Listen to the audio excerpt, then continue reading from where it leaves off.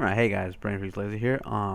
Before I actually get started on the ban list video, I want to make mention about Busfair's shirts that he's selling. I want you to go check him out. I designed the shirts and he's selling them, so that's pretty cool.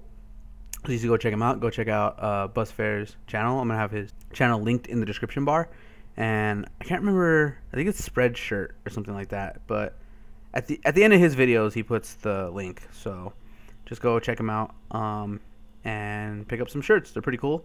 I'm going to pick one up in the near future. And now let's talk about the ban list. I'm actually looking at the ban list right now online. And, I was thinking about not making a ban list video. Mega Capital Jesus made one talking about how nobody ever gets it right. But I think I have a pretty educated guess as to what might happen. I'm still not going to say this is for sure it. But I'm going to say this is most likely to happen. It's still up in the air. Konami does some weird stuff sometimes, so take whatever I say with a grain of salt. So currently on the ban list is Chaos Emperor, Cyberjar, Cyberstein, DMOC, Discommander, Fiberjar, Fishborg Blaster, Glow Up Bulb, Magical Scientist, Magician of Faith, Makiora, Mindmaster, Rescue Cat, Serpent, Substitute, Tribe, Victory Dragon, Witch of the Black Forest, Yada, Thousand Eyes, Brionic, Dark Strike Fighter, Goyo, and Trishula. This is going to be a monster video at first, and a little bit of a Pot of Avarice video. So, of the monsters that are banned, I feel like Serpent can come back. I think that's a unanimous thing with a lot of people, that they feel the Serpent can come back. He doesn't really do anything. He lets cards that should be playable be playable. Also, Magician of Faith. I don't know how I feel about Magician of Faith. I think if Pot of Avarice goes away, then Magician of Faith will be okay. I think if Pot of Avarice goes away, DMOC will be okay. And I think if Pot of Avarice goes away, Tribe will be okay. A lot of people aren't really playing Tribe-esque decks, archetypes that are all the same type. Atlanteans is Sea Serpents and Aqua. Fire Fists is, they're all Beast Warriors, but they never have like more than two on the board at the same time. And if they do have more than two people on the board, they're not all Beast Warriors. Macro Rabbit, they have a lot of answers to it. The only deck that would really hurt would be, I guess, Dark World. And Dark World is in this category. It's like E-Heroes and Six Sams and Glad Beasts. Dark World is in that category. Those decks are like, they're okay. They're pretty good for the most part, but they're beatable. Especially second game. Sighting into those is a lot easier than a lot of the other decks that are way more versatile. Tribe isn't gonna hurt windups.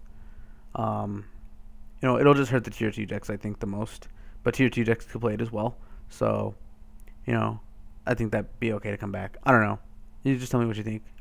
Okay, so none of the extra deck stuff should come off, like, ever.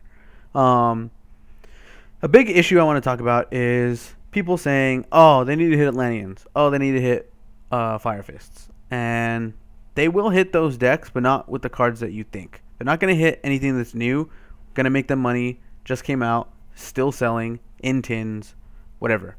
That would be like shooting yourself in the foot while you were, a top runner, a top Olympic runner.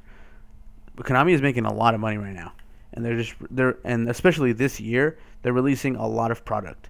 I think it's in March they're coming out with the special edition for Cosmo Blazer. So why would they hit Fire Fist stuff if in March they're gonna bring out a new thing that has Fire Fist stuff in it? That's just like, okay, let's just cut off our arm. No, they're not gonna do that. They might hit Atlantean stuff, but they're not gonna hit Fire Fist stuff at all. If anything, they'll hit Rabbit because they play it in Fire Fist. They'll hit something that goes in Fire Fist that's kind of just splashy.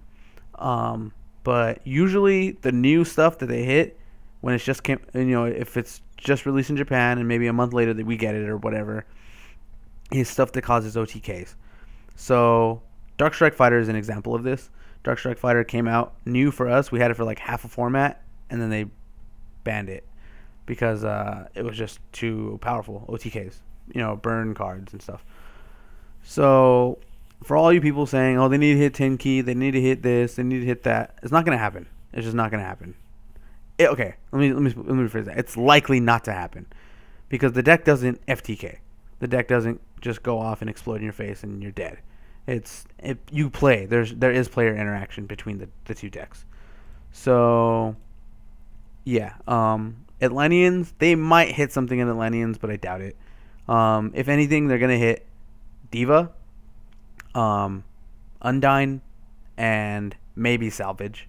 But Salvage isn't as powerful as Diva and Undyne. Diva and Undyne give you ridiculous plays. Diva and Undyne thin your deck. They make Mulan Glacia, easier to bring out.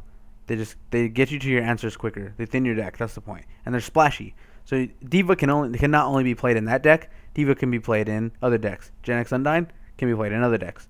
So, it's like, what are we gonna hit? The two cards that give us the most utility, or the stuff we're trying to sell? So they're gonna hit the problem cards. Likely Diva will go to 2 or 1. Likely Diva will go to 1 because Diva is the card that's basically causing the most problem. Undyne, yeah, she ditches Dragoon or whatever, but that could go to 2, I guess, and then they would have to play 1 Gen X controller. I don't know. I'm not exactly sure how that deck works like that. But Diva going to 1 would hamper the deck a little bit, and they'd have to figure out some other options to play in it. Okay, so yeah, and the other major thing I wanted to talk about was Pot of Avarice. I agree with a lot of the people saying Pot of Avarice should go on the ban list, but if Pot of Avarice goes away, that makes room for other cards to come back. I'm not saying bring back Graceful. I'm not saying bring back Nightmare, Mirage of Nightmare, or Painful Choice. Pot of Greed is a good choice. Not Galactic Gods, sorry. Mega Capital G made a video about how Pot of Greed was good for the game. And, at first I was like, you're crazy. But then he goes on and says that as long as you get rid of Pot of Avarice. And that's very true. A lot of people have been talking about that. Great Fails has a good video. Mega Capital G has a good video. Mickey Vlogs with the Professor.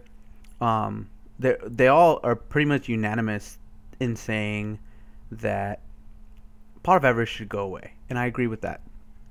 I've been playtesting without Pot of Avarice, and it enables you to do a lot of things that you probably shouldn't be able to do, and with it being gone, it's very difficult to make dad plays. It's very difficult to play, to fix your graveyard to do what you want to do. And I think that if Pot of Avarice goes away, that would affect the monsters that we're allowed to play, in a big way. So Pot of Avarice going away, I think, will change the meta for the better and bring back monsters that are gone that people really love, that people want to see come back. DMOC. DMOC is a cool card, but Pot of Avarice gives it too much utility because you can put it back into the graveyard, put it back into your deck, whatever, and Magician of Faith, the same thing. Oh, my Magician of Faith is used up. Let me Pot of Avarice her back into the deck, draw her again, get another use out of her. People say decks are slow, but decks are too fast to play flip effects.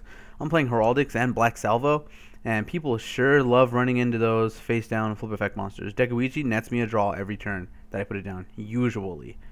I'm not saying it always happens, but like a good 85% of the time, I'd say it happens. So, it's just like, I don't believe that flip effects are too slow. I've always believed that Magician of Faith should stay on the ban list for forever, basically. But now that I kind of see that people are agreeing that specific spell cards should go away, I think Magician can come back. And yeah, it's splashy. You can put it in Chaos decks or whatever. But you know what? Limit Light Pulsar to 1 or 2.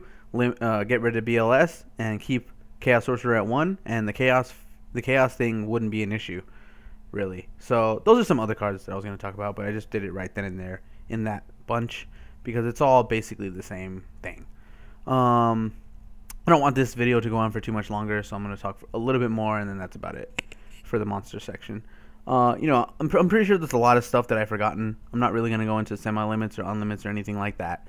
We're just talking about things that are on the ban list, that should go on the ban list and come off, whatever. Basically, yeah. As far as monsters coming off the list, those were the ones that I thought. And any monster going on the list, I don't think there's any monster in particular right now that's so broken, besides Shockmaster, that would need to be banned. Limiting it isn't enough. Limiting it, people will usually only play one anyway. I play two, but I play Heraldics, and Heraldics can make rank 4s. It require 3 exceed. There are 3 monsters fairly simply. So beyond that very low tier deck, it's not a super low tier, but I mean it needs something more. But beyond that deck, I don't see a lot of decks going, besides windups and maybe Rabbit and some variations of Monster Mash going dot dot dot Shockmaster first turn. So let me know what you think in the comment section. Do you think that my choices are pretty close to probably what's going to happen, or do you think that I'm way off? I think that there are a lot of limits that need to be made. I'll probably talk about that in another video. But I just wanted to talk about the banned and unbanned stuff right now. And as far as banned monsters, I think the only monster that really needs to go away is Shockmaster. But not really. I mean, he's not that big of a deal. I like him. I think he's cool. And if you don't have if you don't draw Dark Hole or whatever, have an answer, a Compulse or something, that's your problem, because you could play 3 of most of the things and get rid of him. Fiendish Chain, whatever.